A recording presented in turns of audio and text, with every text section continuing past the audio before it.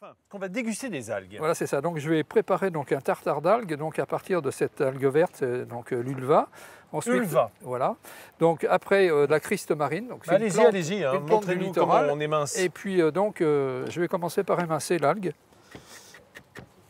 Alors c'est toujours assez long hein, la préparation parce que quand on fait ces choses-là, voilà.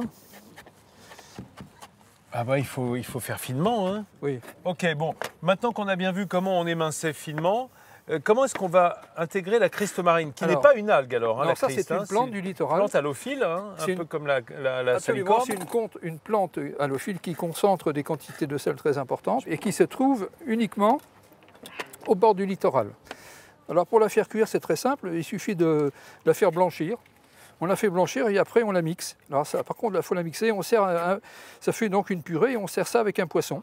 Oui, alors je vais continuer toute une petite minute. Non, Jean-Claude, il est là pour émincer, il émince. Oui, j'émince. Donc voilà, après. Qu'est-ce que c'est comme algue, on rappelle? Ça, c'est la porphyra, c'est une algue rouge. D'ailleurs, son nom, porphyre, hein, peut-être pour ça. Hein. Voilà, et que l'on retrouve dans le commerce sous le nom de nori. Et pour faire des maquis et non pas des sushis, parce que je rappelle que dans les sushis, il n'y a pas d'algues. Alors, qu'est-ce qu'on va mélanger avec ce porphyra? Une petite crème de gruyère. Ah, de la crème de gruyère? Absolument, voilà. Et puis on va disposer ça sur des petits toasts de betterave crue. Dis donc. J'adore l'idée. Et donc je vais les découper en forme de bateau. Comment ça, en forme de bateau? Eh bien, c'est tout simple. Voilà, si je la coupe comme ça. Ensuite, quand on va dresser, on mettra la préparation sur la betterave. On mettra un petit mât dessus. Allez-y, bah faites-le. Montrez-moi comment vous tartinez. Voilà. Alors là, je vais mettre une petite cuillère. On pourrait presque faire un sandwich alors, hein, avec la... Ah, quasiment, oui. Voilà. Quasi. Jean-Claude, oui. Qu'est-ce qu'on fait là? C'est un petit tartare? Oui, c'est absolument. Donc là, je vais écraser quelques capres.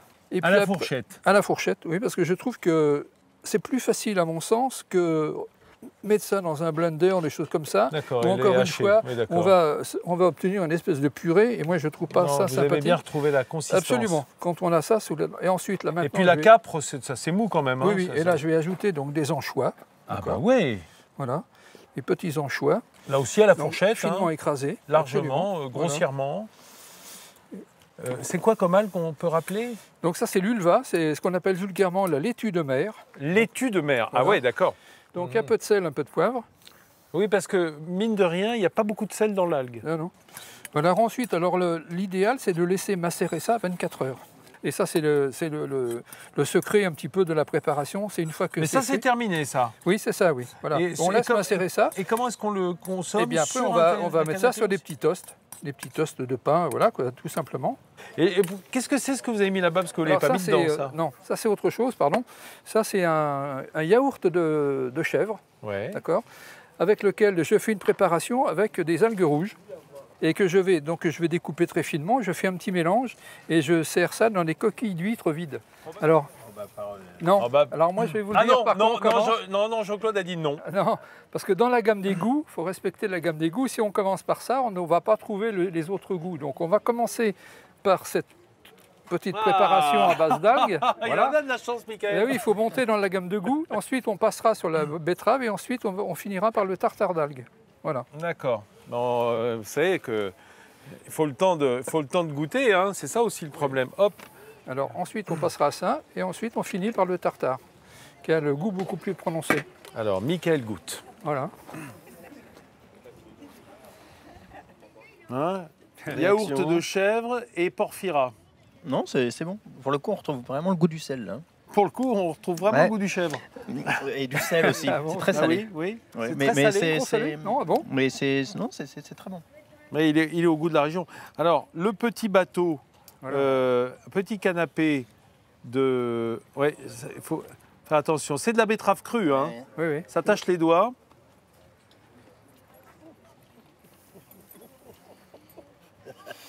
Surprenant. Michael, hein. Il est esbobie, comme on dit. C'est surprenant.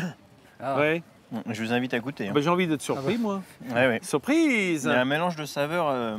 Oui. Non, ça c'est bon, ça c'est très intéressant ça. Et alors le tartare pour terminer, c'est un peu le feu d'artifice. Hein. Alors ça, Voilà. allons-y.